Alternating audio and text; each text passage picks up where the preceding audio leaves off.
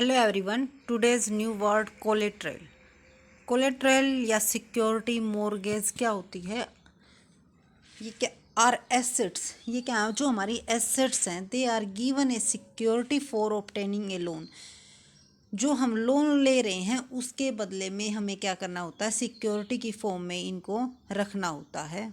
In case of default of the loan, the lender has the right to take up the ownership of the collateral.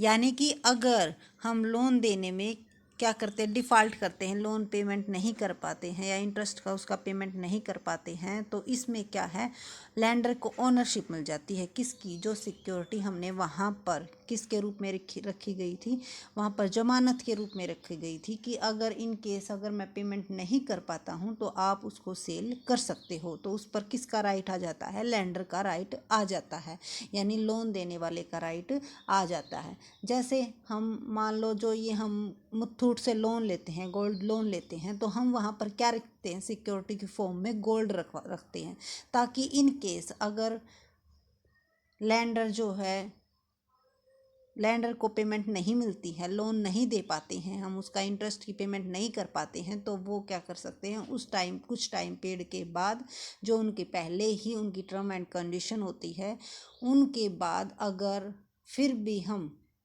नहीं पे कर पा रहे हैं तो वो क्या करते हैं? हमारे गोल्ड को सेल करके उससे क्या कर सकते हैं? अपनी पेमेंट कर सकते हैं। फिर उनकी क्या आ जाती है? उस पर ओनरशिप आ जाती है। तो इसे बोलते हैं कोलेट्रेल।